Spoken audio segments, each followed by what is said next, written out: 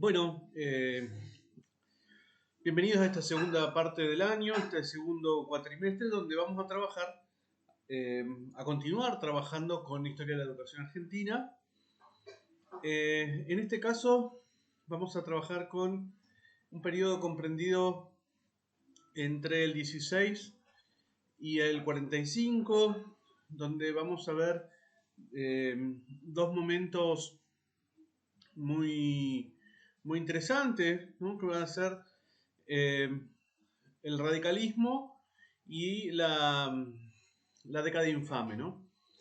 Bien, tendríamos que decir que son como dos grandes tensiones las que vamos a atravesar en este momento. Una es la de el intento nacionalista de centralizar toda la educación, de controlar, y por otro lado, algún movimiento precisamente inverso, ¿no?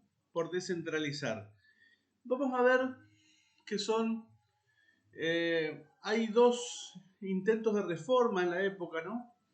Una primera, la de Saavedra Lamas, y otra, la de Fresco y Mercado. Bien, antes de empezar a hablar la de Saavedra Lamas, que sería como una reforma interesante para conversarla, tenemos que decir que hubo eh, algunos años antes un intento de reforma que fue la presentada por Gauchón. Aquí hay un debate muy interesante eh, y que lo presenta muy bien Tedesco en su libro Estado y Sociedad Civil 1880-1945, y en este análisis que hace Tedesco dice: las reformas han sido eh, muchas veces impulsadas por sectores conservadores y fueron opuestos, fue oposición los sectores populares, ¿no? Y ahí uno empieza a pensar, estas reformas, ¿qué decían? Las reformas, sobre todo en estas primeras dos, dicen: necesitamos escuelas técnicas, necesitamos que el saber del mundo del trabajo venga a la escuela, y que no todos van a poder ser eh, no todos van a poder ser educados con esta perspectiva, eh, como tenían los colegios nacionales, esta perspectiva tan eh, iluminista, tan enciclopedista, que funciona o que quería formar líderes, ¿no? Dice Gouchon, y dice también después Saavedra Lama: si nosotros seguimos formando posibles políticos, posibles líderes, lo vamos a estar formando para el mundo del trabajo.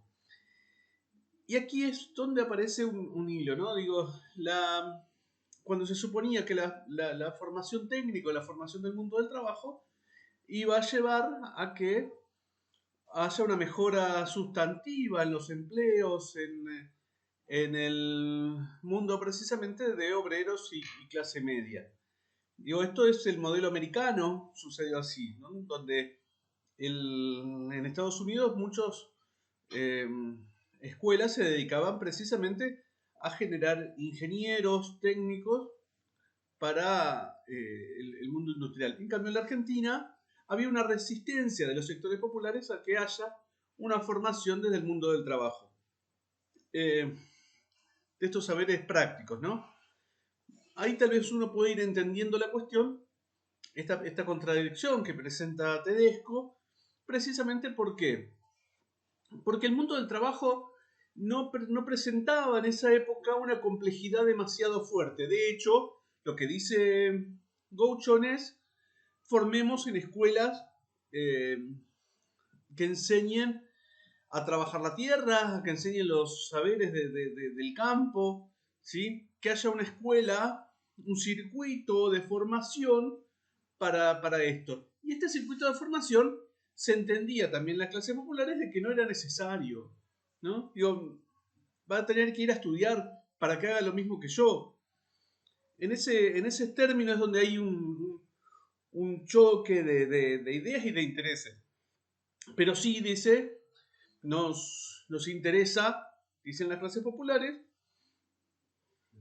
nos interesa ser parte de la dinámica política, ¿no? No quedarnos afuera.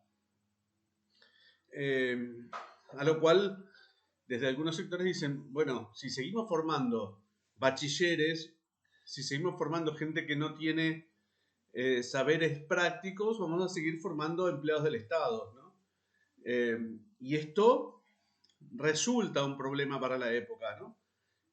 Y resulta también un problema para casi toda la historia argentina.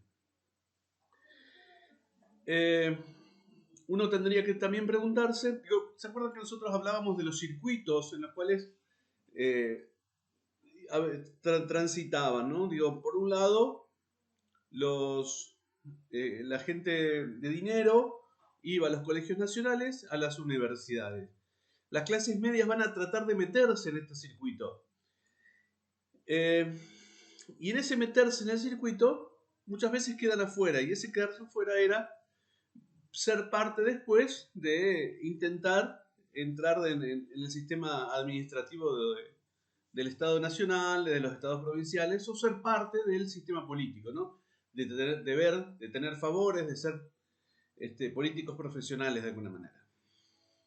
Que era precisamente lo que se veía como un problema. El otro circuito, decíamos, todos tienen que ir a la escuela primaria, pueden ser maestras normales para volver a dar clases en la escuela primaria. ¿Sí? Y ese era el círculo de las clases populares. En ese medio lo que está faltando es la formación técnica, la formación del trabajo, que también en un país donde no estaba todavía el proyecto de industria, los saberes técnicos tenían que ver eh, con los saberes del campo. Bien, ¿qué propone Saavedra? Propone una escuela intermedia. Y en esa escuela intermedia también pueda dividirse entre escuelas técnicas y escuelas de artes y oficios y colegios nacionales. Dice, dejemos pocos colegios nacionales que formen a los futuros dirigentes y dediquémonos a formar trabajadores, a formar ingenieros, a formar gente con un saber eh, técnico con mayor peso. Dice la reforma de Saavedra Lamas, ¿no? Que esta escuela intermedia funcione a modo de filtro social para ver quiénes podían seguir esa